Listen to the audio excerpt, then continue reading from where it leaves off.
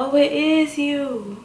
Hi guys, so today I'm going to be giving you guys some growth tips. You guys have been telling me that my hair is growing so fast and it's crazy, and I personally don't really see it until I go back and look at pictures, but you guys have pointed it out and I wanted to make a video to address it and to give y'all what y'all been asking for. So the first thing I'm going to do is show you guys my hair. I'm going to do a side-by-side comparison of the length check that I did in May and my hair now. So let's start off with that. For anybody that is new to my channel, I did a second big chop on my hair in April, and you know, since then I've been growing it out, but I've been natural since 2011. So just a little background. So this is my hair. This is my hair now.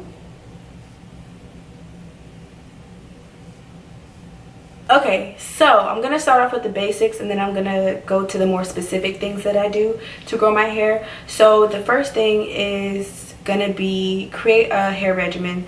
I know you probably heard this on every video, but it helps to have a routine that you do with your hair every week or every month or whatever that you decide, to just keep your hair healthy. So that's really the main goal, is to have healthy hair. And when you have a routine that works for you, you can make sure that you're maintaining your hair at every point in your regimen. So me personally, I wash my hair weekly, either that be a co-wash or a shampoo.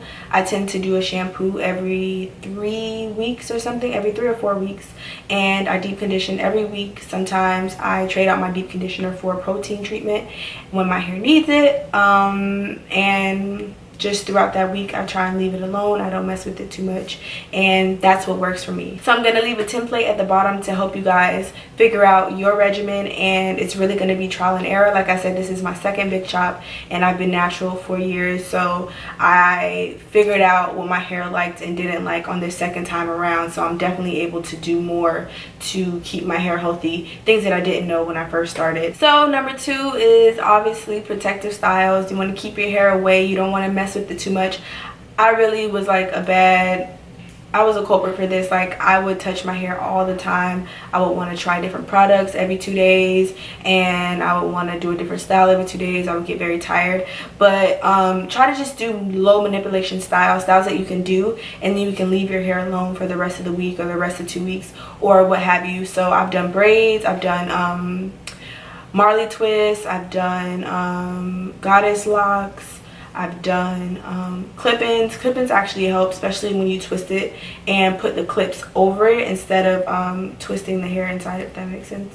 I have a video on low manipulation styles for when you're having a bad hair day. So that'll just be like flat twists or putting a scarf over it and just getting your hair out of the way, so you're not constantly touching it and, you know, messing with it because it gets angry and it breaks off and all that kind of stuff. So you don't want that.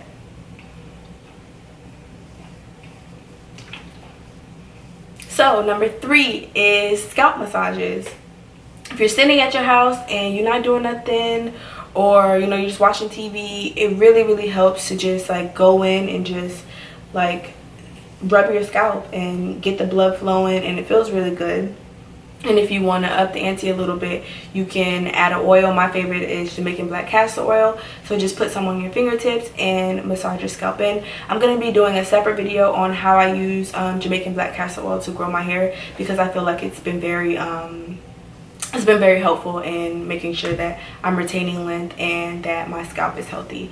So yeah, scalp massages, the Vanity Planet, well, whichever one, the scalp massaging brush, when you do your shampooing, it really feels so good, and it gets the blood flowing, and it just makes sure that your scalp is clean and that it's stimulated. So those are 2 things that are really you know, helpful in making sure that you're retaining growth and that your hair is actually growing. And number 4 is hair vitamins. I take hair vitamins. I take the Hair Affinity hair vitamins, and I've actually seen an improvement in them, and I haven't had any adverse effects. I know some people do have adverse effects. Their skin breaks out and etc, etc.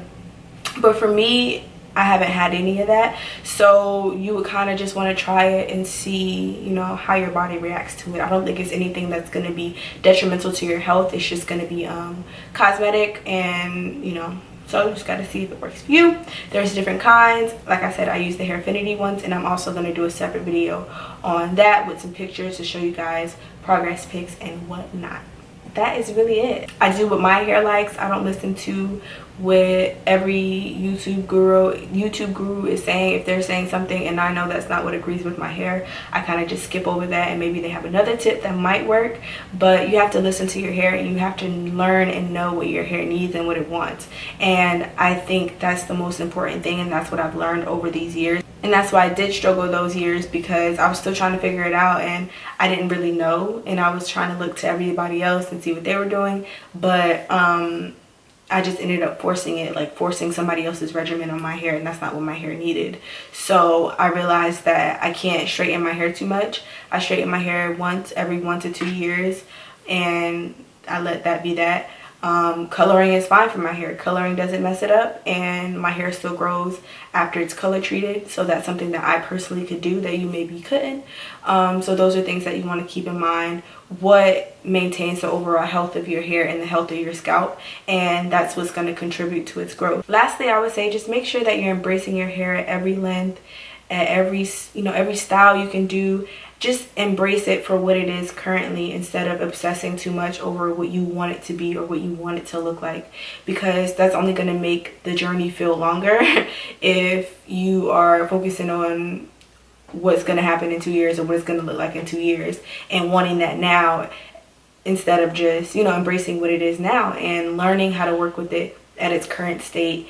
And I think that is really what's going to make it go by like this. Like I said, I don't do length checks every 5 seconds to see how long my hair has grown, because I like my hair how it is now. So I'm sure I'm going to like it once it grows even more, but I'm not tripping because I like it now. And I know styles that work with it now. I know, you know, products that work with it now, and that might change over time. But, you know, I'm happy. So just being content with where you are in your journey and embracing that is really going to make everything fly by so quickly. And yeah, that's my last tip for today.